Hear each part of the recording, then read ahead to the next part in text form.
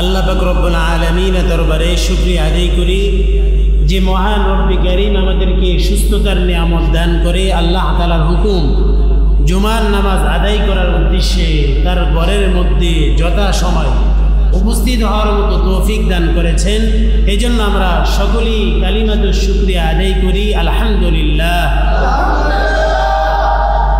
হাদিসে পাকের মধ্যে আছে, যখন কোনো ব্যক্তি আলহামদুলিল্লাহ শব্দ উচ্চারণ করে হাসরের ময়দানে আল্লাহ তাআলা প্রত্যেকটা মানুষের জন্য একটা বিচারের পাল্লা বসাবে, একটা মানদণ্ড, একটা বিচারের ন্যায় পরায়ণের একটা পালি বসাবে, যেটাকে আমরা জিনিসপত্র কি করি ওজন করি, সেটাকে বলা হয় কি পাল্লা।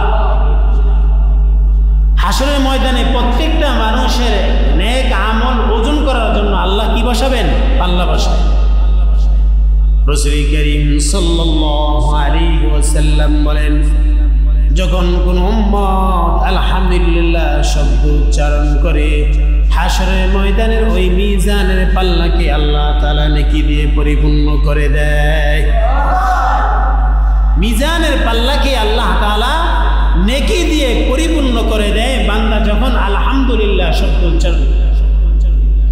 এই জন্য আমরা গ্রামের মানুষ, শহরের মানুষ, যে যে অবস্থাতেই থাকুক না কেন, কেউ যদি ডাল আলুর ভর্তা দিয়ে ভাত খায় সে যদি বলে আলহামদুলিল্লাহ, আবার কেউ যদি গোস্ত দিয়ে ভাত খায় ওই ব্যক্তি যদি বলে আলহামদুলিল্লাহ, কেউ যদি মোরগ পোলাও ডিম বিভিন্ন গোস্তের আইটেম দিয়ে যদি কেউ ভাত খায় ওই ব্যক্তিও যদি বলে আলহামদুলিল্লাহ, আল্লাহ তাআলা ওই ব্যক্তির উপর খুশি হয়ে আরো নিয়ামতকে বাড়ায় দেয়। ভাই, আলুর ভর্তা দিয়ে ভাত খেলে কি বলতে হবে? আলহামদুলিল্লাহ। গোস্ত দিয়ে ভাত খেলে কি বলতে হবে? আল্লাহ তাআলা কোরআনে হাকিমের মধ্যে ইরশাদ করেন, লা ইন শাকারতুম লা আযীদান্নাকুম ওয়া লা ইন কাফারতুম ইন্না আযাবী লাশাদীদ। আল্লাহু আকবার। আল্লাহ তাআলা বলেন, আমার বান্দা যখন নিয়ামত পায়, ওই নিয়ামত পাওয়ার পরে যখন নিয়ামতের কদর করে, নিয়ামত পাওয়ার পরে যখন বলে আলহামদুলিল্লাহ, লা আযীদান্নাকুম, আমি আল্লাহ তাআলা ওই ব্যক্তির নিয়ামতকে বেশি থেকে বেশি বাড়ায় দেই। সুবহানাল্লাহ। ওয়ালা ইন কাফারতুম ইন্না আযাবী লাশাদীদ। আর কেউ যদি নিয়ামত পাওয়ার পরে কেউ যদি অকৃতজ্ঞতা প্রকাশ করে, আমি আজকে ডাল দিয়ে ভাত খাইলাম, আল্লাহ আমাকে ডাল দিয়ে ভাত খাওয়াইল, এটা নিয়ামত শুকরিয়া আদায় করে নাই, আল্লাহ বলে ওই ব্যক্তি থেকে আমি নিয়ামত ছিনিয়ে নেই। নাউযুবিল্লাহ। তা ভাই, সুখে আর দুঃখে যেই অবস্থাতেই থাকি না কেন, আমরা কার নিয়ামতের শুকরিয়া আদায় করতে হবে? আল্লাহ তাআলার নিয়ামতের শুকরিয়ার কদর করতে হবে, আদায় করতে হবে। নিয়ামত দেওয়ার মালিক কে? আল্লাহ তাআলা বলেন, ইন্নাল্লাহা হুয়ার রাজ্জাকু যুল কুওয়াতিল মাতিন। সাত আসমান সাত জমিনের নিচে যে যেখানে বিচরণ করুক না কেন, যে যেখানেই বসবাস করে, আমি আল্লাহ তাআলা প্রত্যেকের নিয়ামত দেওয়ার মালিক। সুবহানাল্লাহ। যে যেখানেই থাকুক না কেন, প্রত্যেকটা মানুষের রিজিক দাতা কে? আল্লাহ ছাড়া কেউ আছে? আল্লাহ তাআলা আমাদের সকলকে তার খাঁটি বান্দা হওয়ার তৌফিক দান করুক, আমিন। আচ্ছা ভাইয়েরা, মা বোনেরা, বাড়িতে ওয়াজ শুনতেছে, আল্লাহ তাআলা আমাদেরকে কেন সৃষ্টি করেছেন? আল্লাহ তাআলার গোলামি করার জন্য, আল্লাহ তাআলার দাসত্ব করার জন্য, আল্লাহ তাআলার ইবাদত করার জন্য। অথচ আজকে বাড়িতে মা বোনেরা দুপুরবেলা কেউ যদি রান্না বাড়ি করতে যায়, সে আগে রান্না শেষ করে তারপরে নামাজের চিন্তা করে, ঠিক নেই? আর আমাদের মুরব্বী বাবা যারা আছে, কেউ যদি সকালে কাজে যায়, যদি দুপুরের সময় হয়ে যায় নামাজে, তো সে চিন্তা করে আর একটু কাজ বাকি আছে, ওই কাজটা শেষ করে একবারে বাড়িতে গিয়ে গোসল করে নামাজ আদায় করব। নামাজের সময় হচ্ছে 1টায়, আর সে গিয়ে নামাজ পড়ে কয়টায়? 3টায়।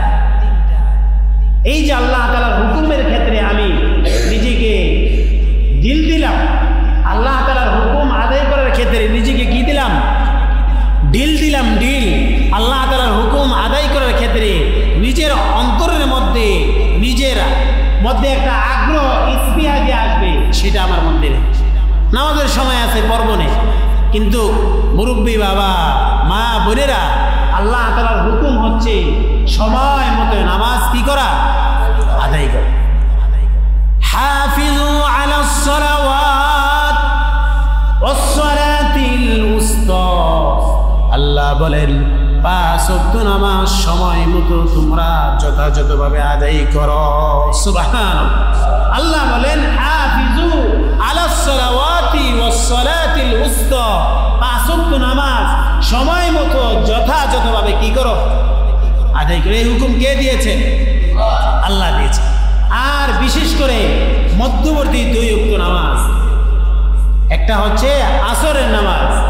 এই আসরের নামাজ কেউ যদি ছেড়ে দেয়, আল্লাহ রাসূল বলেন সে যেন তার ধন সম্পদ ছেলে মেয়ে সমস্ত কিছু ধ্বংসের দিয়ে নিয়ে গেল। নাউযুবিল্লাহ। কোন নামাজ?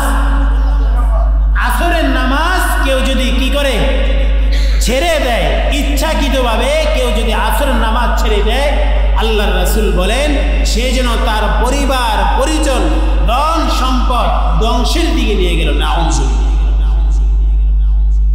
তাই আজকে ছেলে মেয়ে সন্তানাদি ব্যবসা বাণিজ্য সমস্ত কিছু আমার কাছে সময় পায়, সময় পাইনি।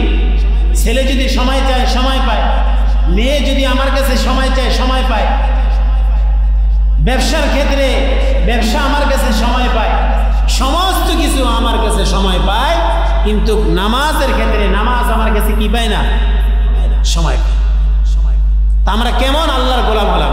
আমরা কেমন আল্লাহ তাআলার বান্দা হলাম? আল্লাহ বলেন ওয়ামা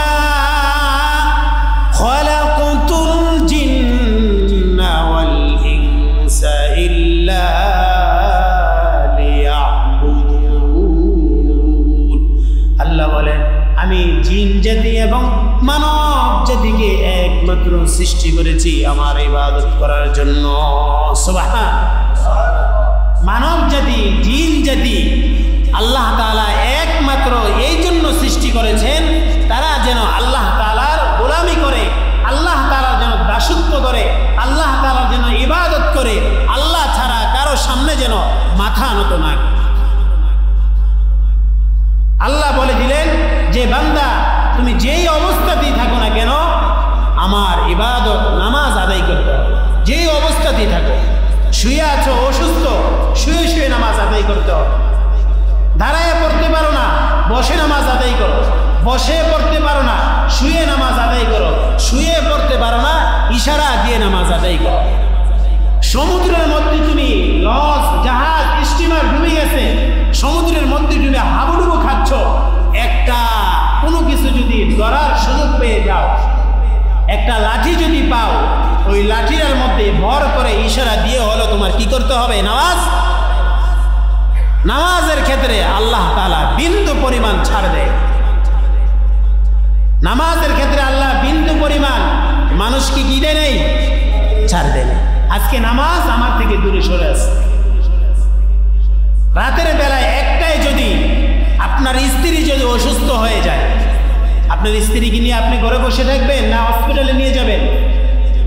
হ্যাঁ, দেখছেন? আপনার স্ত্রীর ক্ষেত্রে আপনার মায়া আছে, মহব্বত আছে।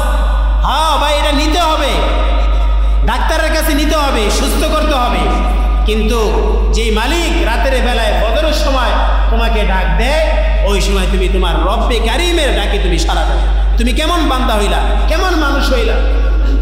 তুমি তোমার বাবাকে দেখছো, তোমার বাবা নাই, তুমি তোমার বাবাকে কাঁধে করে নিয়ে যায় নামাজ, জানাজা নামাজ আদায় করে তুমি তোমার বাবাকে গোরস্থানের মধ্যে রেখে আসছো। তুমি তোমার দাদাকে দেখছো, তোমার দাদা নাই। তুমি তোমার নানাকে দেখছো, তোমার নানা নাই। আহারে তুমি তোমার মাকে দেখছো, তোমার মা আজকে দুনিয়াতে নাই, তোমার বোনকে, তোমার বন্ধু বান্ধব আত্মীয় স্বজন সবাইকে দেখছো, কেউ আজকে দুনিয়ার মধ্যে নাই। একদিন সবাই এই দুনিয়া ছেড়ে চলে যাবে, ঠিক নি ভাই? আপনার বাবাকে আপনি দেখছেন, আপনার বাবা আজকে আছে। আপনার মাকে দেখছেন, মা আছে। ভাইকে দেখছেন, ভাই আছে।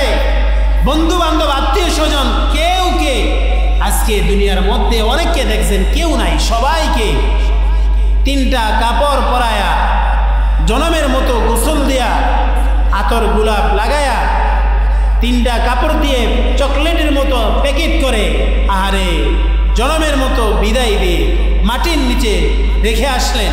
বছরের পর বছর চলে যায়, দিনের পর দিন চলে যায়, ঘন্টার পর ঘন্টা চলে যায়, সেকেন্ডের পর সেকেন্ড চলে যায়, সপ্তাহের পর সপ্তাহ চলে যায়। আরে ওই মা বাবা আপনার জন্য কত কষ্ট করেছে। ওই মা বাবা সন্তানকে লালন পালন করতে গিয়ে দিনের পর দিন, রাতের পর রাত কষ্টকে মাটি করে দিয়েছে, কষ্টকে পানি করে দিয়েছে। আজকে ওই মা বাবা মাটির নিচে শুয়ে আছে।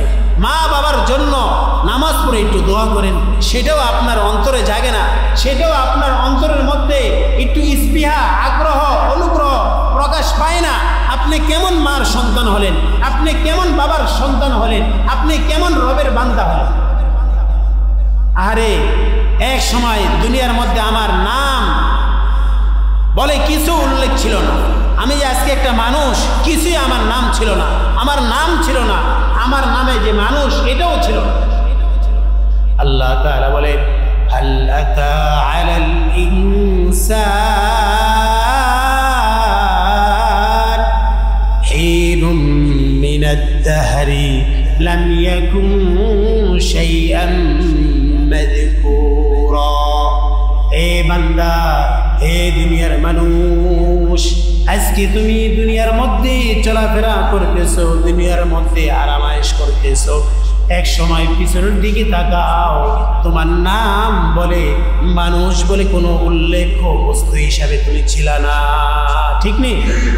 এক সময় আমার নাম ছিল, এক সময় আমার নামে যে মানুষ, আজকে যে আমি মানুষ, এই মানুষ নামে আমার কোনো নাম ছিল, উল্লেখ্য বস্তু হিসাবে ছিলাম আমি? কিছুই ছিলাম না। যেই মা, যেই বাবা রাতের পর রাত, দিনের পর দিন আমাদেরকে লালন পালন করে বড় করেছে। আহারে কেউ যদি রাতের বেলায় বিছানার মধ্যে প্রস্রাব পায়খানা করে দিত, ওই মা রাতের বেলায় আবার ঘুম থেকে জাগ্রত হয়ে, মা তো রাতের বেলায় ঘুমাইতে পারতো না। আমরা যখন ছোট ছিলাম, শিশু ছিলাম, একটু পরপরই তো কান্না করতাম। মা ঘুমাইতে পারতো? যদি বিছানার মধ্যে প্রস্রাব পায়খানা যদি করে দিতাম, মা আবার ওই বিছানাটাকে চেঞ্জ করত, আর মা সন্তানকে, আপনাকে আমাকে বুকের মধ্যে নিয়ে নিত, ঠিক নেই? আমরা তো মা বাবার সন্তান, আমাদের তো সন্তান আছে। এক নম্বর হচ্ছে আল্লাহ তাআলার ইবাদত করা। এক নম্বর কি? আল্লাহ তাআলা বলেছেন রব্বুকা আল্লা তা'বুদু ইল্লা ইয়্যাহু ওয়া বিল ওয়ালিদাইন। আল্লাহ তাআলা বলেন, হে দুনিয়ার মানুষ, আমি তোমাদের জন্য ওসিয়ত করে দিলাম, আমি তোমাদের জন্য ফায়সালা করে দিলাম, দুনিয়ার মধ্যে কারো গোলামি যদি করতে হয়, দুনিয়ার মধ্যে কারো ইবাদত যদি করতে হয়, সেটা হচ্ছে আমি রব্বে কারীমের ইবাদত করবা। সুবহানাল্লাহ। সূরাত বনী ইসরাঈলের মধ্যে আল্লাহ তাআলা বলে দিলেন, হে বান্দা, দুনিয়ার মধ্যে আমি তোমাদের উপর একটা অর্ডার জারি করে দিলাম, একটা ওসিয়ত আমি তোমাদের উপর জারি করে দিলাম, দুনিয়ার মধ্যে কারো যদি ইবাদত করতে হয়, সেটা হচ্ছে আমি রব্বে কারীমের কি করবা? ইবাদত করবা। এক নম্বর গেল আল্লাহ তাআলা। দুই নম্বর মা বাবার কথা আল্লাহ তাআলা বলেছেন, মা বাবার খেদমত করতে হবে। আজকে সন্তানের দিকে তাকান, সন্তানকে মা বাবা কষ্ট করে লালন পালন করে খেতে খামা টাকা দিয়ে ওই সন্তানকে আজকে বিদেশে পাঠায়, আর ওই সন্তান বিদেশে গিয়ে মা বাবাকে ভুলে যায়। আসেনি? আপনাদের সমাজে মনে নাই? আরে ব্যাংকে থেকে টাকা উঠায়, বাবা বদলি দেওয়ার কামলা দেওয়ার টাকা কষ্ট করে জমায়া জমায়া চিন্তা করছে যে আর কত বছর কষ্ট করব, একটু সন্তানকে বিদেশে পাঠাইতে পারলে ওই সন্তানটা বিদেশে গিয়ে একটু টাকা পাঠাইবে, একটু এক সময় সুখ আরাম আয়েশ করব।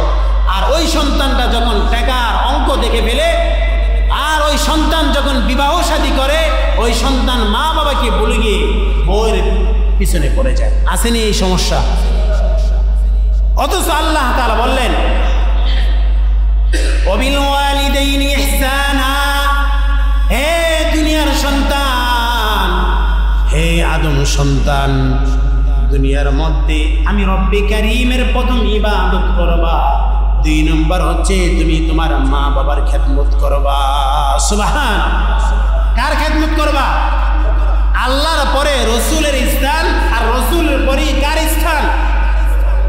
পীরের স্থান না মা বাবার স্থান? শ্বশুরের স্থান না মা বাবার স্থান?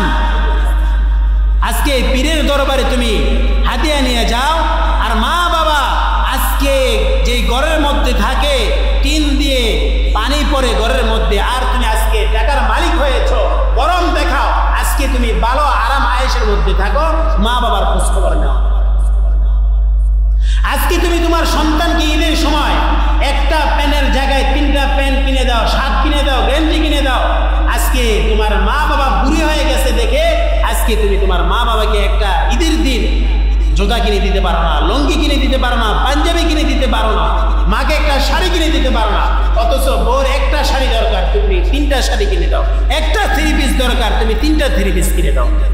আহারে, যে মা বাবা তোমাকে গর্ভধারণ করেছে, 1 মাস নয়, 2 মাস নয়, 10টা মাস পর্যন্ত মা তিলে তিলে তোমাকে পাথরের মতো বোঝা ধারণ করেছে, আর সে আদম সন্তান হয়ে, মার সন্তান হয়ে তুমি আজকে মা বাবাকে মারতে যাও, মা বাবার বিরুদ্ধে তুমি নালিশ করতে যাও, মামলা করতে যাও, মা বাবার শরীরের উপর তুমি আঘাত করো, তুমি কেমন সন্তান হইলা? তুমি তো সন্তান নামে কুলঙ্কার, ঠিক নেই?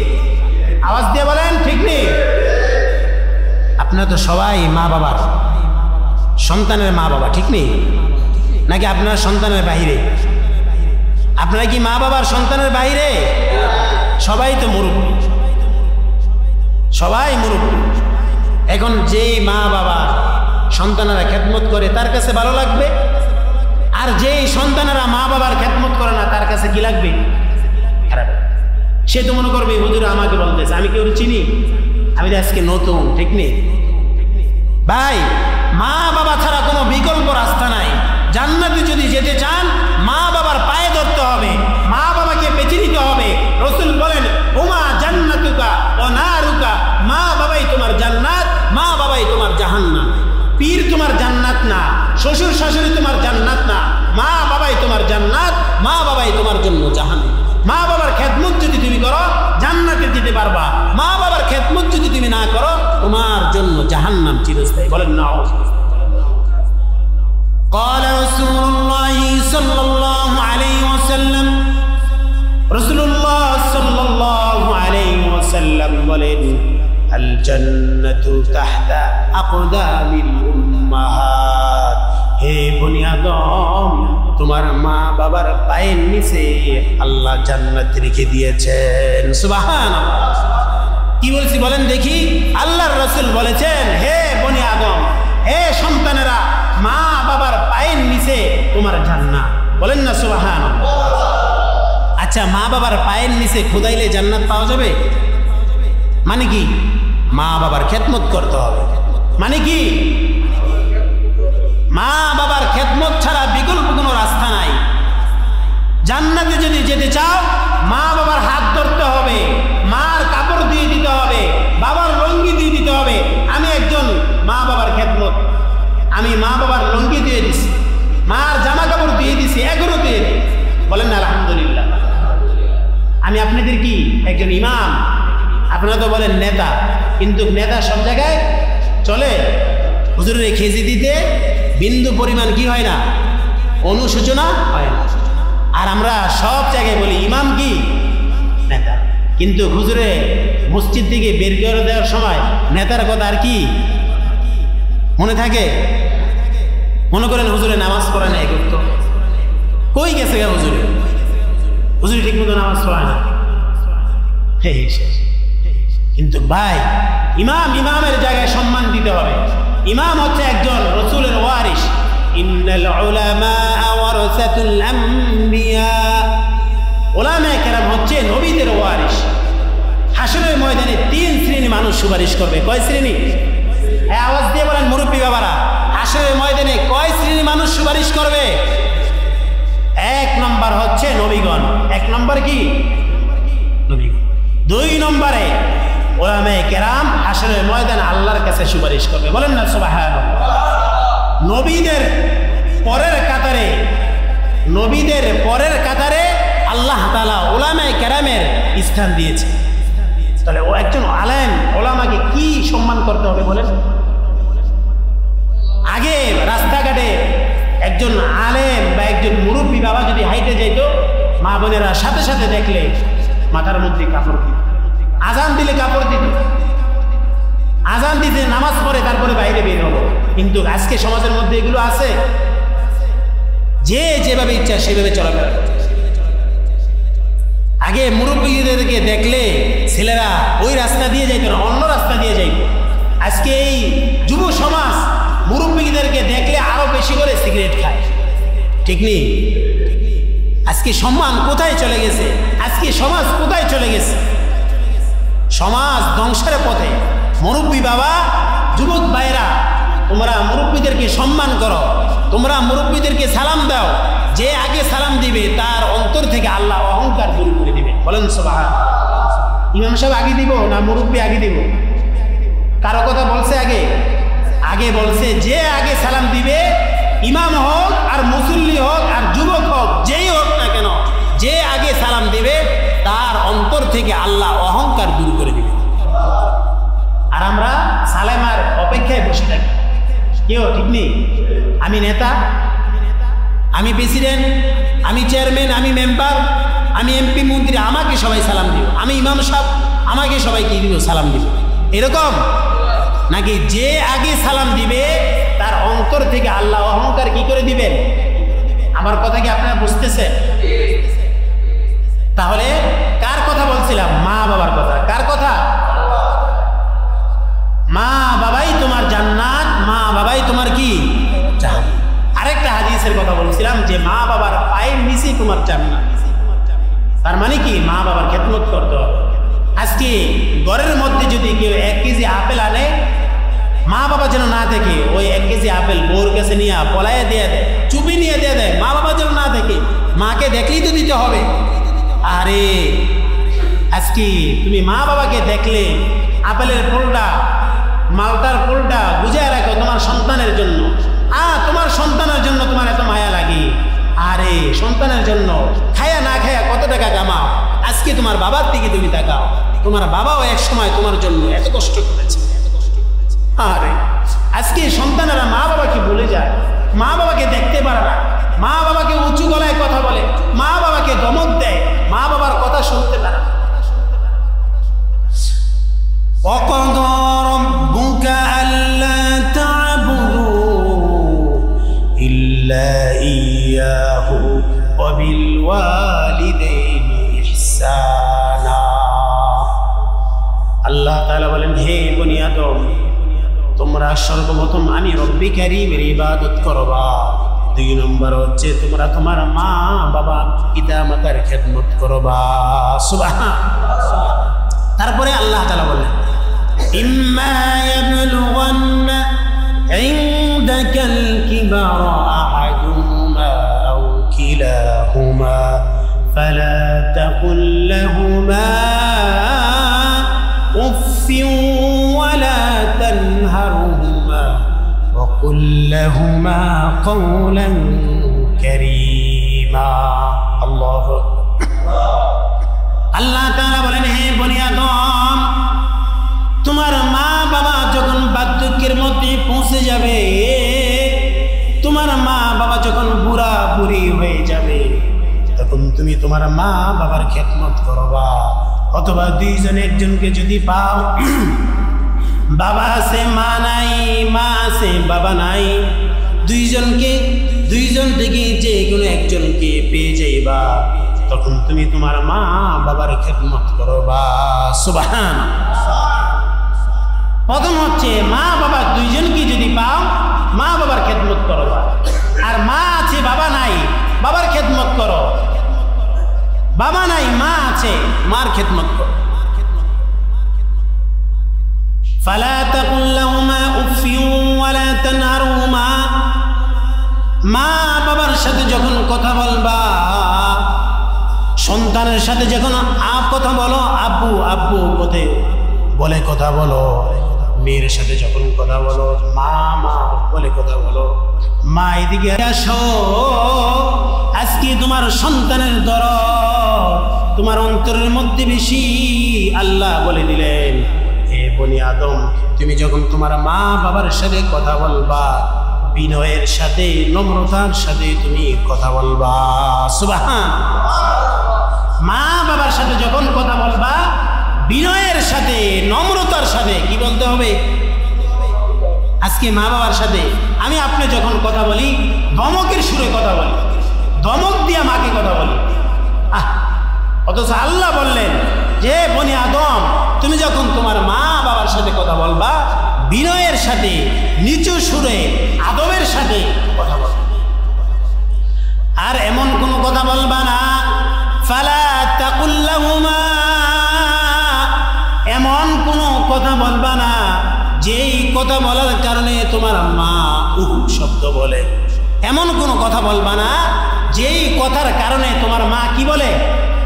শব্দ উচ্চারণ করে, দুঃখ উচ্চারণ করে, আফসোস শব্দ উচ্চারণ করে। কেমন সন্তান জন্ম দিলাম, আমার এই সন্তান থেকে আমি এই কথা শুনবো, আমি মা কখনো আশা করি না। এরকম সন্তান আসেনি সমাজে, যে সন্তানেরা মা বাবাকে দমক দিয়ে কথা বলে। এই যুবক ভাইয়েরা, কোরআনের ওয়াজ শোনো, মা বাবার সাথে বিনয়ের সাথে কথা বলতে হবে, নিচু স্বরে কথা বলতে হবে, মা বাবার সাথে আদবের সাথে কথা বলতে হবে, মা বাবার সাথে ভালোবাসার খাতিরে কথা বলতে হবে। আর আপনারা মুরব্বী যারা হয়েছেন, এখনো যাদের মা বাবা আছে, মার কাছে গিয়ে মার কাছ থেকে দোয়া নেবে যে মা দোকানে যাইতেছি, মা আমার জন্য একটু দোয়া করো। দেখবা ওই মা তোমাকে খুশি হয়ে দোয়া করে দিবে, আর তোমাকে আল্লাহ নিরাপদে তোমার গন্তব্য স্থানে পৌঁছায় দিবে। রাসূল কারীম সাল্লাল্লাহু আলাইহি ওয়াসাল্লাম বলেন, কেউ যদি সকাল বেলা ঘুম থেকে উঠে মার কাছে গিয়ে যদি বলে মা আসসালামু আলাইকুম, মা আমি অফিসে যাচ্ছি, মা আমি আমার কর্মস্থলে যাচ্ছি, মা তুমি আমার জন্য একটু দোয়া করো। রাসূল বলেন, যে সন্তান সকালবেলা ঘুম থেকে উঠে মার কাছে গিয়ে যখন সালাম দেয়, আল্লাহ তাআলা খুশি হয়ে ওই ব্যক্তির জন্য জান্নাতের দরজা খুলে দেয়। সুবহানাল্লাহ। এই যুবক ভাইয়েরা, মুরব্বী বাবা, তোমাদের যাদের মা আছে সকালবেলা ঘুম থেকে উঠে বাবার কাছে গিয়ে বলবা আসসালামু আলাইকুম, মা আমি কর্মস্থলে যাচ্ছি, অফিসে যাচ্ছি, মা তুমি আমার জন্য একটু দোয়া করো। আল্লাহ বলেন তোমার প্রতি খুশি হয়ে জান্নাতের দরজা আল্লাহ খুলে দেয়। আর কর্মস্থলে যাওয়ার আগ পর্যন্ত আল্লাহ তাআলা তোমার জন্য জিম্মাদারি হয়ে যায়। আর আজকে তুমি পোটলা নিয়ে পীরের দরবারে যাও, পীর তোমাকে জান্নাতে নিবে না, শ্বশুর তোমাকে জান্নাতে নিবে না, মা বাবাই তোমাকে জান্নাতে নিবে। সুবহানাল্লাহ। শ্বশুর শাশুড়ির খেদমত করতে হবে, পীরের কাছেও যাইতে হবে, কিন্তু আগে কার স্থান? আগে কার স্থান? মা বাবার স্থান। আল্লাহ তাআলা বলেন ওয়ালা তানহারহুমা, ধমক দিবা না, ধমকের সুরে কোনো কথা বলবা না। ওয়াকুল লাহুমা কওলান কারীমা, সম্মানের সাথে বিনয়ের সাথে নিচু স্বরে তুমি তোমার মার সাথে কথা বলো। সুবহানাল্লাহ। তারপরে কি বলবা? ওয়াকফিদ লাহুমা জানাআজ যুল্লি মিনার রাহমাহ ওয়াকুর রব্বিরহামহুমা কামা রব্বায়ানি সগীরা। আর তোমার যে বিনয়ের ডানা আছে, তোমার যে অন্তরের মধ্যে দয়া আছে, বিনয় আছে, এই বিনয় দিয়ে তোমার দয়া দিয়ে তুমি তোমার মার সামনে তোমার বিনয়ের ডানাগুলো মিলে দাও। সুবহানাল্লাহ।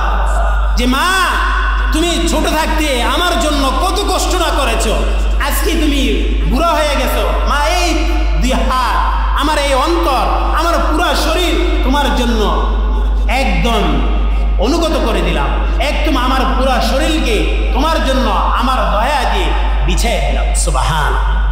বিনয়ের ডানাকে মা বাবার সামনে কি করতে হবে? বিছিয়ে দিতে হবে। মার অনুগত হবে, মার অনুগত হতে হবে, রসুলের আদর্শ নিজের মধ্যে ফিট করতে হবে, আল্লাহর হুকুম মানতে হবে। আর আমরা এক সময় কি ছিলাম? আমরা এক সময় কিছুই ছিলাম না। আল্লাহ বলেন, আপনাদেরকে কোরআন থেকে দেখায় দেখায় বলতেছি, কারণ কি? কোনো বানোয়াট কোনো কথা আল্লাহ বলেছেন, ওই কথাগুলো আপনাদেরকে মেসেজ দিয়ে দিচ্ছি, আপনাদেরকে শোনাই দিচ্ছি। আপনাদেরকে শুধু মেসেজ দেওয়ার দায়িত্ব আমার, জানায় দেওয়ার দায়িত্ব আমার। মানেন বা না মানেন সেটা হচ্ছে আপনার ব্যক্তিগত বিষয়। আমরা এক সময় কি ছিলাম? আল্লাহ বলেন, সুম্মা জাআলনাহু নুতফাতান ফি করারিম মাকিন। এই বান্দা, তুমি এক সময় কিছুই ছিল না। তোমার মা বাবা যখন একসাথে সহবাস করেছে, ওই সহবাসের মাধ্যমে একটা ফোঁটার মাধ্যমে তোমার মার পেটের মধ্যে গেছে, আর ওই পানিটাকে আমি আল্লাহ তাআলা একটা জমাট রক্ত বানাইছি। সুবহানাল্লাহ। ওই পানিটাকে আমি আল্লাহ তাআলা একটা জমাট রক্ত বানাইছি। আল্লাহ বলে, ওই পানিটাকে মার পেটের মধ্যে একটা সুরক্ষিত স্থানের মধ্যে আমি রেখেছি।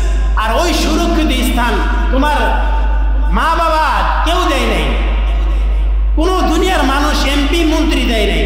মার পেটের মধ্যে একটা সুরক্ষিত স্থান আমি আল্লাহ নিজে দিয়েছি। কে দিয়েছে? সুম্মা জাআলনাহু নুতফাতান ফি করারিম মাকিন। ওই শুক্র বিন্দুটাকে, ওই পানিটাকে আমি আল্লাহ তাআলা তোমার মার পেটের মধ্যে নিরাপদ স্থানে রেখেছি, যেই নিরাপদ স্থানে কারো পৌঁছা সম্ভব না। সুবহানাল্লাহ। তারপরে ওই পানিটাকে আল্লাহ কি করছে বলেন, সুম্মা জাআলনাহু সুম্মা খলাকনান নুতফা। ওই পানিটাকে আমি আল্লাহ তাআলা একটা জমাট রক্ত বানাইলাম। সুবহানাল্লাহ। ওই পানিটা এক সময় পানি ছিল, ওই পানিটাকে আমি আল্লাহ তাআলা এক সময় জমাট রক্ত বানাইলাম। তারপরে আল্লাহ বলেন, ফাখলাকনাল আলাকাতা মুদগা। ওই জমাট রক্তটাকে আমি আল্লাহ তাআলা এক সময় একটা মাংস পিণ্ড বানাইলাম। কি বানাইছে? মাংস। একটা এক ফোঁটা পানি, ওই পানিটাকে আমি আল্লাহ তাআলা এক সময় রক্তে রূপান্তরিত করেছি। সুবহানাল্লাহ। আবার ওই রক্তটাকে আমি আল্লাহ তাআলা একটা গোশতের আবরণ বানাইলাম। সুবহানাল্লাহ। এমপি মন্ত্রী বানাইছে, মা বাবা বানাইছে, খাজা অলি গাউস কুতুব তারা বানাইছে। কে বানাইছে? কে বানাইলো? তারপরে আল্লাহ বলেন, ফাখলাকনাল মুদগাতা ইযামা। ওই মাংস পিণ্ডটাকে আমি আল্লাহ তাআলা একদিন হাড্ডিতে পরিণত করলাম। সুবহানাল্লাহ। মুখস্থ করেন তো দেখি, ওই পানিটাকে আল্লাহ কি বানাইছে? মাংস বানাইছে না? মাংস বানাইনি, রক্ত বানাইছে, জমাট একটা রক্ত বানাইছে। ওই জমাট রক্তটাকে আল্লাহ তাআলা গোশতের একটা টুকরা বানাইছে। ওই গোশতের টুকরাটাকে একদিন আল্লাহ তাআলা হাড্ডি বানাইছে। তারপরে আল্লাহ কি বলে, ফাকাসাউনাল ইযামা লাহমা। আমি আল্লাহ তাআলা ওই হাড্ডির উপর একদিন সুন্দর করে গোশত বিছায় দিয়েছি। সুবহানাল্লাহ। কে বানাইছে? এই ইঞ্জিনিয়ার কারিগর কে? আল্লাহ তাআলা বলেন, হুয়াল্লাযী ইউসাউবিরুকুম ফিল আরহামি কাইফা ইয়াশা। আমি আল্লাহ তাআলা যেভাবে ইচ্ছা সেভাবে চেয়েছি তোমাকে বানাইতে। কোনো এমপি মন্ত্রী দুনিয়ার কেউ বানাই নাই।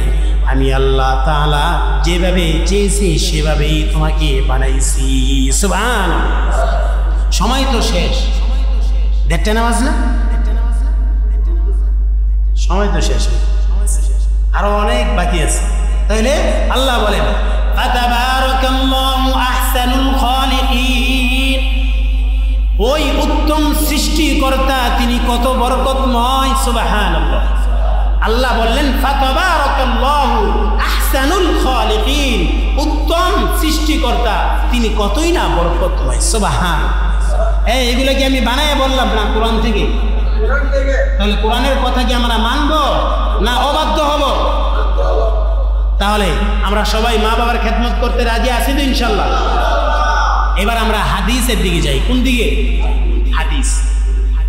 قال رسول الله صلى الله عليه وسلم رضا الرب في رضا الوالد وسخط الرب في سخط الوالد।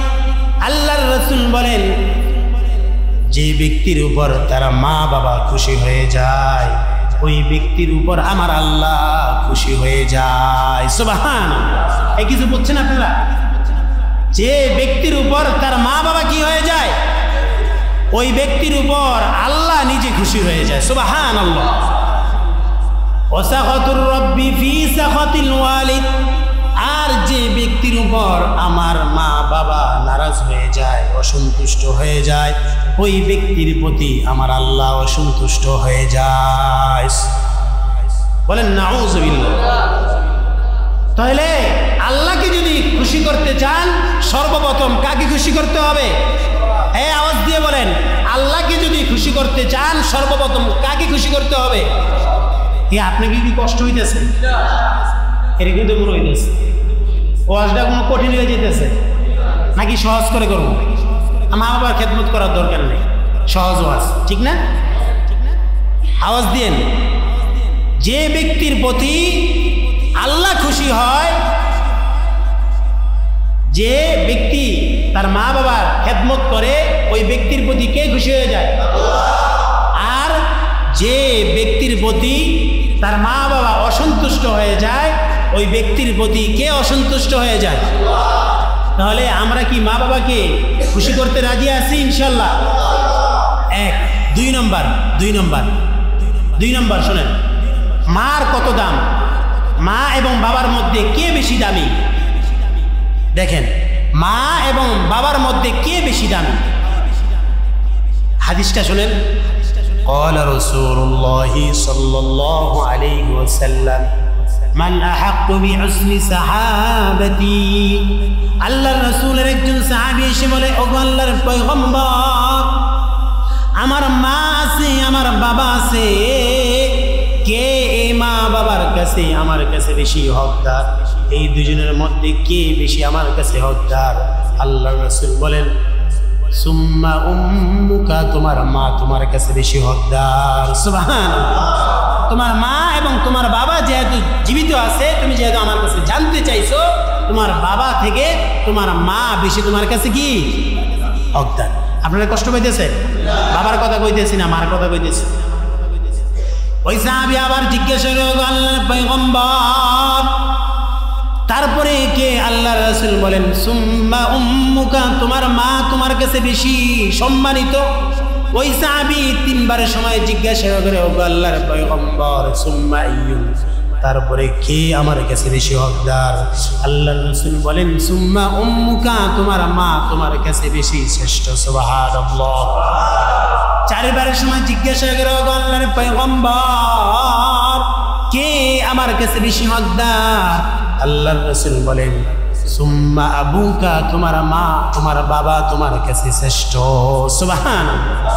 চারবারের সময় বাবার কথা বলছে, তিনবার মার কথা বলল। কেন বলছে? কারণটা কি জানেন? কারণটা কি?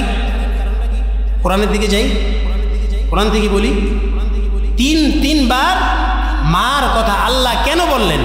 এর কারণ তো অবশ্যই আছে, আছে না নাই? এবার আসেন, কোরআনে আছে এই যে তিনটা কারণ এখানে আল্লাহ বলছে। হামালাতুহু উম্মুহু কুরহা, তোমার মা তোমাকে গর্ভধারণ করেছেন এক কষ্ট। আরে রাতের বেলায় যখন মা সবাইকে যখন খাবার খাওয়ায়া, যখন মা আরামের ঘুম যখন ঘুমাইতে গেছে, মার পেটের মধ্যে এমন ভাবে তুমি লাথি দিয়েছ, মার আরামের ঘুম মুহূর্তের মধ্যে হারাম হয়ে গেছে, ঠিক নেই? সারাদিন মায় কষ্ট করছে, উঠতে পারে না, বসতে পারে না, চলতে পারে না, খাইতে পারে না, রাতের বেলায় সবাই রে খাবার দাবার খাওয়াইয়া মা একটু রাতের বেলায় ঘুমাইতে গেছে, সেখানেও মার পেটের মধ্যে হাত দিয়া এত জোরে তুমি লাথি দিছো, গুতা দিছো, মার আরামের ঘুম কি হয়ে গেছে? এই একটা কষ্ট আসেনি? আর একদিন না 2 দিন, আরে মার পেটের মধ্যে যখন ওই যে 1 ফোঁটা পানি যখন আইছে, ওইটা যখন আস্তে আস্তে রক্তে রূপান্তরিত হয়েছে, এটা আস্তে আস্তে বড় হয়েছে, আবার ওই রক্তটা যখন গোস্তে পরিণত হয়েছে তখন এটা আস্তে আস্তে বড় হয়েছে, আবার ওই গোস্তরা যখন হাড্ডিতে পরিণত হয়েছে তখন এটা ধীরে ধীরে কি হয়েছে? বড় হয়েছে। মানে দিন যায় আর মার পেটের মধ্যে তুমি ধীরে ধীরে কি হও? বড় হও। কষ্টটা বাড়ে না কমে? কষ্টটা বাড়ে না কমে? 3 কেজি হলো একটা পাথর যদি আপনার পেটের মধ্যে বেঁধে দেওয়া হয়, আপনি কয় ঘন্টা হাঁটতে পারবেন কোন? এই মুরব্বী বাবা, যুবক ভাইয়েরা, 3 কেজি হলো একটা পাথর। সন্তান তো 3 কেজি 4 কেজি হয় নাকি? এই 3 কেজি হলো একটা পাথর যদি আপনার পেটের মধ্যে বেঁধে দেওয়া হয় রশি দেওয়া, কয় ঘন্টা হাঁটতে পারবেন? এই যে মার কষ্ট, আহারে দিন যায় আর কষ্ট বাড়ে, দিন যায় আর মার কষ্ট বাড়ে। এই কষ্ট মা কারো কাছে বলতেই পারে না, আর অপেক্ষায় থাকি আমি আমার সন্তানকে কখন কোলে নিব। ঠিক নেই? এক কষ্ট। 2 নম্বর কষ্ট, অওয়াদআতুহু কুরহা। আরে মার পেটের মধ্যে যখন ব্যথা শুরু হয়ে যায়, প্রসব বেদনা যখন মার শুরু হয়ে যায়, ডাক্তারের কাছে যখন নিয়ে যাওয়া হয়, ডাক্তার বলে নরমাল হওয়ার কোনো সিস্টেম নাই, সিজার করতে হবে। কি ঠিক নেই? ডাক্তাররা এখন একটা আধুনিক একটা সিস্টেম বানিয়ে নিছে, অফিসিয়াল একটা সিস্টেম। হসপিটালে গেলে আর নরমাল ডেলিভারি হওয়ার কোনো সিস্টেম নাই। কি সিস্টেম? সিজার। মার পেটের মধ্যে 7টা পর্দা আছে। কয়টা পর্দা? আপনার অঙ্গটা যদি ছুরি দিয়ে হাতটা যদি কেটে দেওয়া হয় সহ্য করতে পারবেন? আরে মারে পেটটা ফাইরা আপনাকে বের করছে, মারে পেটটা ফাইরা আপনাকে আমাকে বের করছে। মার কি পরিমাণ কষ্ট হয়েছে। আর আজকে মা বাবাকে তুমি দাম দাও না, মা বাবাকে তুমি মূল্যায়ন করো। এই পেটের এন্দা যখন কাটে, একটা পর্দা কাটে, আবার আরেকটা পর্দা কাটে, আবার আরেকটা পর্দা কাটে, 3টা পর্দা কাটার পরে তারপরে তোমার চেহারার মুখ দেখা যায়। কয় কষ্ট গেল। আর মাকে যখন সিজারের রুমে যখন ঢুকানো হয়, স্বামী সামনে থাকলে স্ত্রী বলে, স্বামী তোমার সাথে একসাথে চলাফেরা করছি, জানি না সিজার করতে গিয়ে আমার মৃত্যু হইতে পারে। আসেনি এরকম ঘটনা? সিজার করতে গেলে অনেক মা, অনেক মেয়ের মৃত্যু হয়ে যায়। আর এই মা তোমাকে কত কষ্ট করে সিজার করছে, প্রসব করছে, আজকে তুমি তোমার মাকে ভুলে গেছো। এই 2 নম্বর কষ্ট। আরো অনেক সুন্দর করে কথা বলার সুযোগ আছে কিন্তু সময় নেই। 3 নম্বর কষ্ট, ওয়াফিসালুহু 30 শাহরা। 1 দিন নয়, 2 দিন নয়, 2.5 বছর, 30টা মাস তোমার মা তোমাকে দুধ পান করাইছে। সুবহান। কয়টা মাস? ওয়াফিসালুহু 30 শাহরা। 30 মাস তোমার মা তোমাকে কি করছে? দুধ পান করেছে। এই মার ঋণ কখনো শোধ করতে পারবা? এই যুবক ভাইরা, মার ঋণ কখনো শোধ করতে পারবা? মার সাথে উত্তম আচরণ করবা, মার সাথে ভালো ব্যবহার করবা, মাকে সালাম দিবা, মাকে মুখের মধ্যে জড়ায় নিবা, মার জামা কাপড় ধুয়ে দিবা। জান্নাতে যদি যেতে চাও, মা বাবা ছাড়া বিকল্প কোনো রাস্তা নাই। তুমি নামাজ পড়ো, হজ করো, যাকাত দাও, দান খয়রাত করো, 10 তালা যদি এরকম মসজিদ বানায় দাও, 10 তালা যদি মাদ্রাসা বানায় দাও, আর তুমি তোমার মা বাবার খেদমত করো না, জান্নাতে যেতে পারবা না। জান্নাতে যাওয়ার কোনো সুযোগ নেই। জান্নাতে যাওয়ার চাবি হচ্ছে কে? আর তুমি বাইতুল্লাহ গিয়ে প্রতি বছর হজ করো, আর কপালে নামাজ পড়তে পড়তে দাগ ফেলায় ফেলছো, কিন্তু তুমি তোমার মা বাবার খোঁজ খবর নাও না, জান্নাতে যেতে পারবা না। এটা আমার কথা? কার কথা? قال رسول الله صلى الله عليه وسلم من أدرك أبويه عند الكبر أحدهما أو كلاهما فلم يدخل الجنة। রাসূল বলেন, যে ব্যক্তি তার মা বাবাকে পেল কিন্তু পাওয়ার পরও মা বাবার খেদমত করলো না, আমি রাসূল বলে দিলাম ওই ব্যক্তি জান্নাতে যেতে পারবে না। নাউযুবিল্লাহ। আরেকটা হাদিস ক্বালা রাসূলুল্লাহ সাল্লাল্লাহু আলাইহি ওয়াসাল্লাম লা ইয়াদখুলুল জান্নাতা মান্নানুন ওয়ালা আকুন ওয়ালা মুদমিনুল খামর। রাসূল বলেন তিন ব্যক্তি জান্নাতে যেতে পারবে না, যে ব্যক্তি মানুষকে দান করার পর খোটা দেয়। আসেনি? যে ব্যক্তি মানুষকে দান করার পর খোটা দেয়। 2 নম্বর হচ্ছে পিতামাতার অবাধ্য সন্তান। 3 নম্বর হচ্ছে যে ব্যক্তি মদ পান করে। আল্লাহর রাসূল বলেন এই 3 ব্যক্তির জন্য জান্নাত হারাম। নাউজুবিল্লাহ।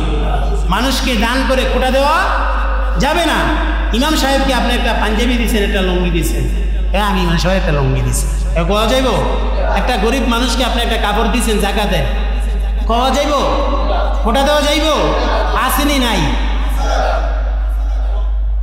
قال رسول الله صلى الله عليه وسلم رسول كريم صلى الله عليه وسلم বলেন إن الله حرم عليكم عقوق الأمهات। আল্লাহর রাসূল বলেন ওই ব্যক্তির জন্য জান্নাত হারাম যে ব্যক্তি তার পিতামাতার সাথে খারাপ আচরণ করে। নাউজুবিল্লাহ। ইন্নাল্লাহ হাররামা আলাইকুম উকুকুল উম্মাহাত। রাসূল বলেন ওই ব্যক্তির জন্য জান্নাত হারাম যে ব্যক্তি তার পিতামাতার সাথে খারাপ আচরণ করে। ভালো আচরণ করব না খারাপ আচরণ করব? আরেকটা হাদিস শেষ করে দেব, শেষ করে। قال رسول الله صلى الله عليه وسلم রাসূল বলেন মা মিন ওয়ালাদিন বারিন ইয়ানজুর ইলা ওয়ালিদাইহি নাজরাতা রাহমাতিন।